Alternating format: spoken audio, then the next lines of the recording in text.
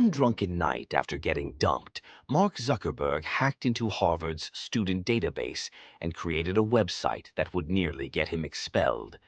But he had no idea that this reckless idea would eventually lead to Facebook. Within hours, thousands of students were using it. What started as revenge had suddenly become a viral sensation.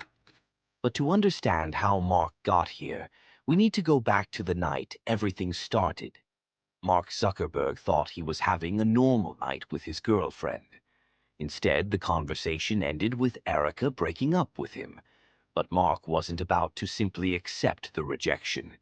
He walked back to his Harvard dorm, angry, drunk, and determined to prove that he was smarter than everyone around him.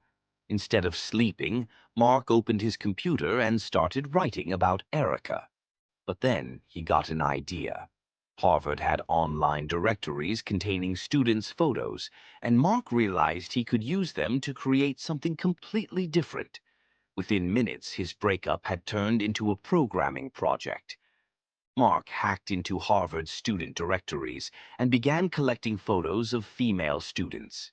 His plan was simple: put two pictures on the screen and let students decide who was more attractive. He called it Face Smash. What started as a drunken idea quickly became something much bigger. Mark sends the website to a few people, expecting them to check it out. But they start forwarding it to their friends. Then those friends send it to even more people. Suddenly, thousands of Harvard students are using FaceMash at the same time. Mark had created a viral sensation overnight, and he had also brought Harvard's computer network crashing down. The university isn't impressed. Mark is summoned before the administrative board and accused of breaching security, violating privacy, and stealing students' photographs.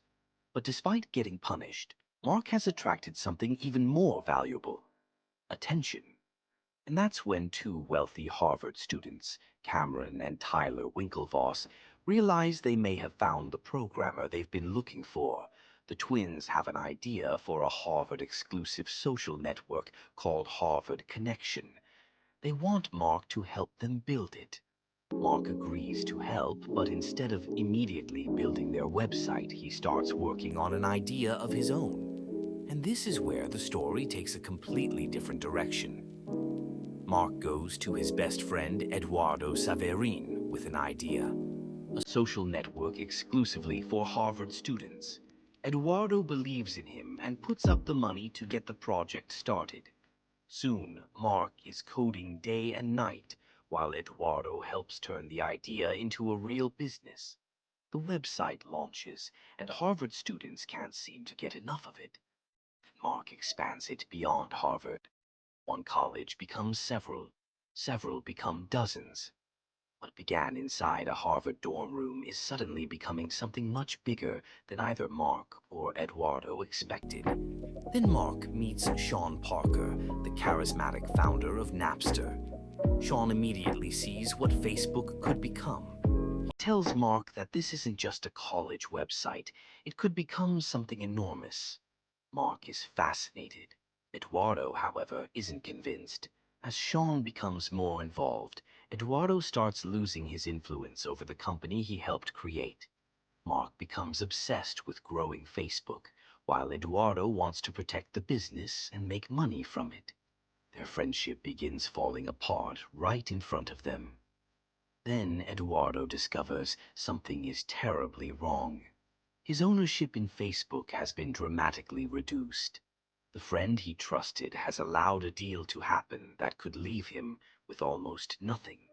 Eduardo confronts Mark, and the partnership that started in a Harvard dorm room is effectively destroyed.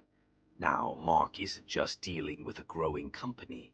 He's facing lawsuits from the Winklevoss brothers, who claim he stole their idea, and from Eduardo, who believes his best friend betrayed him. Every deposition forces Mark to relive how Facebook began and who helped him get there. In the end, Mark has what he wanted. Facebook has become enormously successful, and he has become one of the most powerful young entrepreneurs in the world. But there's a catch. The people who helped him get there are gone. Eduardo is no longer his partner. Winklevoss brothers are suing him, and Mark is sitting alone, staring at the computer screen.